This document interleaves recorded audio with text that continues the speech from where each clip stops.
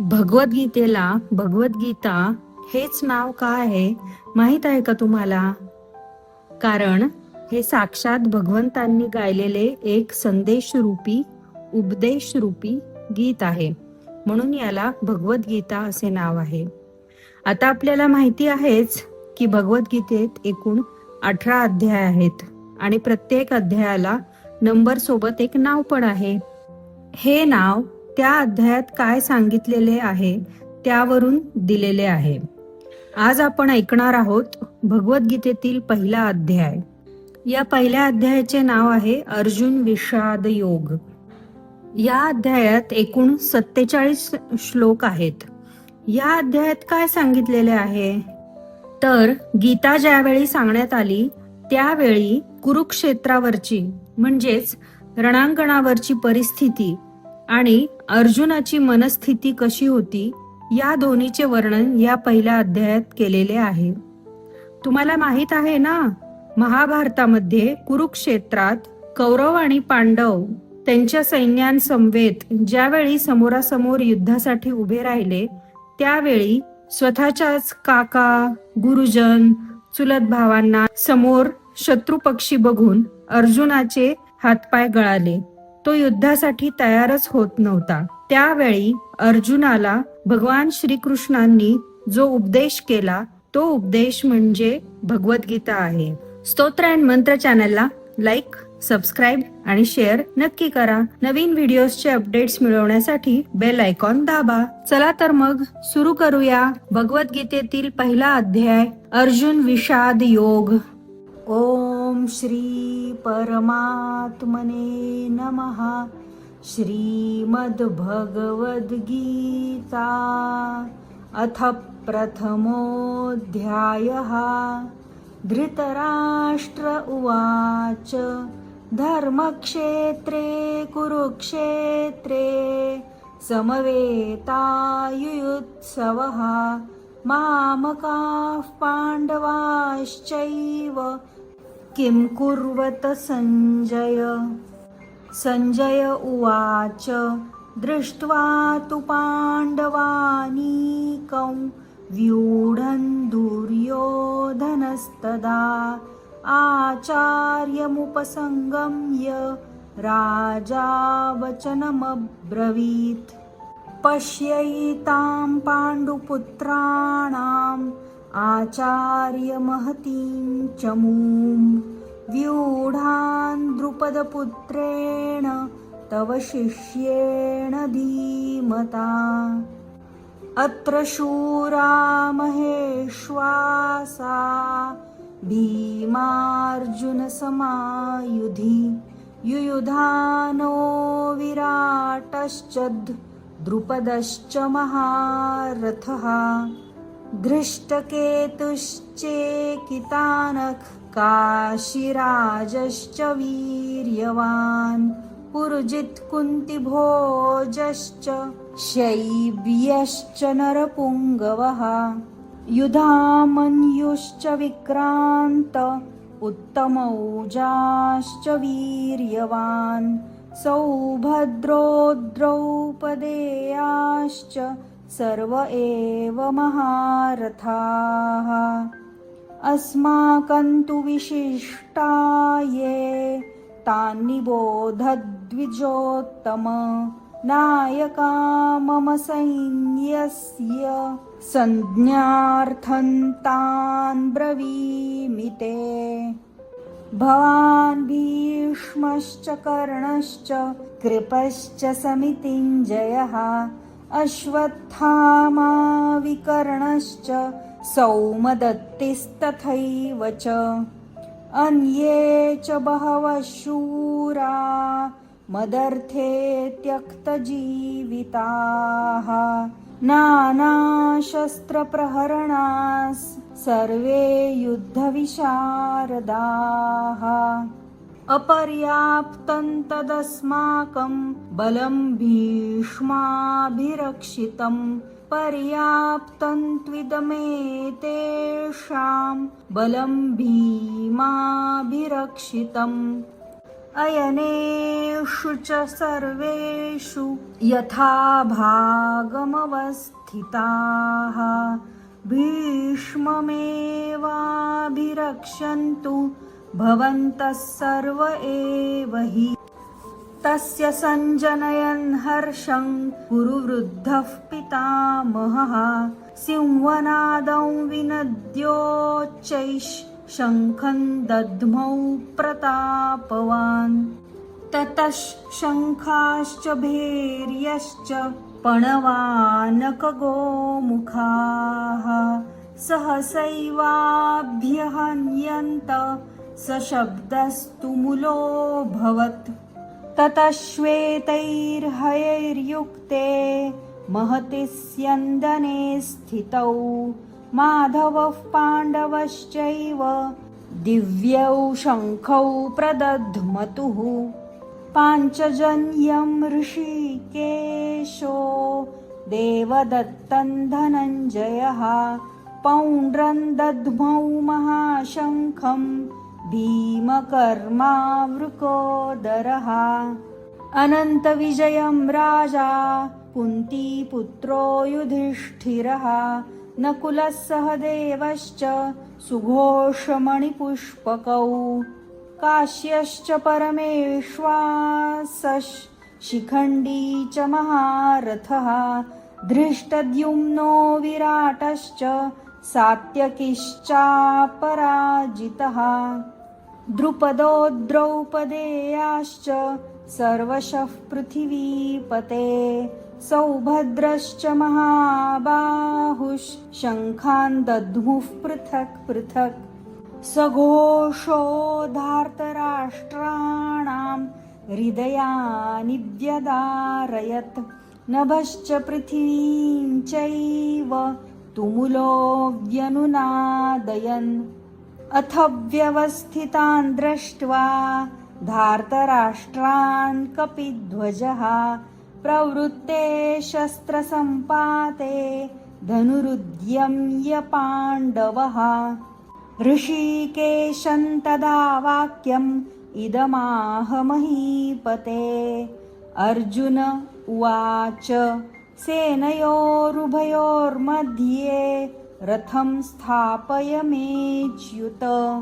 यावदेतान्निरीक्षेऽहं योद्धुकामानवस्थितान् कैर्मया सह योद्धव्यम् अस्मिन् रणसमुद्यमे। योत्स्यमानानवेक्षेऽहं य एतेऽत्र समागताः धार्तराष्ट्रस्य दुर्बुद्धेर्युद्धे प्रियचिकीर्षवः। सञ्जय उवाच एवमुक्तो ऋषिकेशो गुडाकेशेन भारत सेनयोरुभयोर्मध्ये स्थापयित्वा रथोत्तमम्।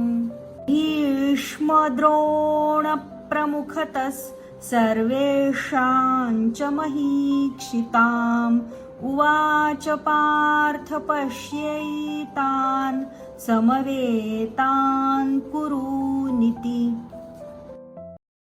तत्रापश्यत् स्थितान् पार्थः पितॄनथ पितामहान् आचार्यान् मातुलान् भ्रातॄन् पुत्रान् पौत्रान् सखींस्तथा श्वशुरान् सुहृदश्चैव सेनयोरुभयोरपि तान् समीक्ष्य स कौन्तेयः सर्वान् बन्धूनवस्थितान् कृपया परयाविष्टो विषीदन्निदमब्रवीत्। अर्जुन उवाच दृष्ट्वेमं स्वजनं कृष्ण युयुत्सुं समुपस्थितम् सीदन्ति मम गात्राणि मुखं च परिशुष्यति वेपथुश्च शरीरे मे रोमहर्षश्च जायते गाण्डीवं स्रंसते हस्तात् त्वक्श्चैव परिदह्यते न च शक्नोम्यवस्थातुं भ्रमतीव च मे मनः निमित्तानि च पश्यामि विपरीतानि केशव न च श्रेयोनुपश्यामि हत्वा स्वजनमाहवे न काङ्क्षे विजयं कृष्ण न च राज्यं सुखानि च किन्नो राज्येन गोविन्द किं भोगैर्जीवितेन वा येषामर्थे काङ्क्षितन्नो राज्यं भोगा सुखानि च त इमेव स्थिता युद्धे प्राणांस्त्यक्त्वा धनानि च आचार्याः पितरः पुत्रास्तथैव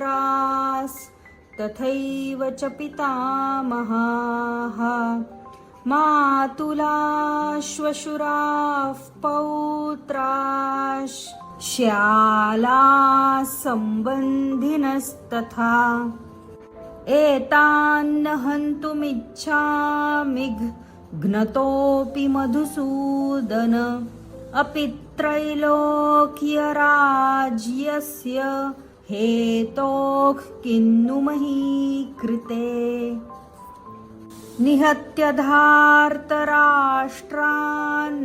का प्रीतिः स्याज्जनार्दन पापमेवाश्रयेदस्मान् हत्वैतानाततायिनः तस्मान्नार्हा वयं हन्तुं धार्तराष्ट्रान् स्वबान्धवान् स्वजनं हि कथं हत्वा सुखिनः स्याम माधव यद्यप्येतेन पश्यन्ति लोभोपहत चेतसः कुलक्षयकृतं दोषं मित्रद्रोहे च पातकम् कथन्न ज्ञेयमस्माभिः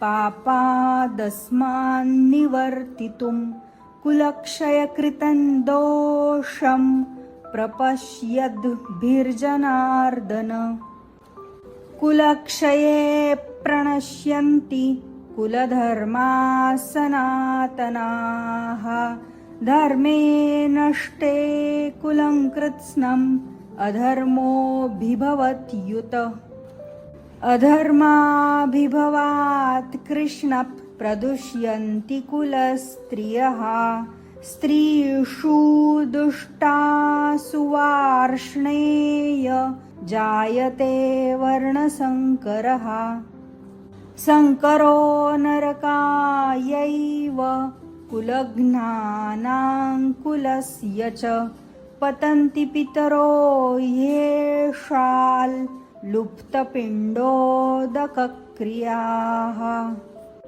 दोषैरेतैः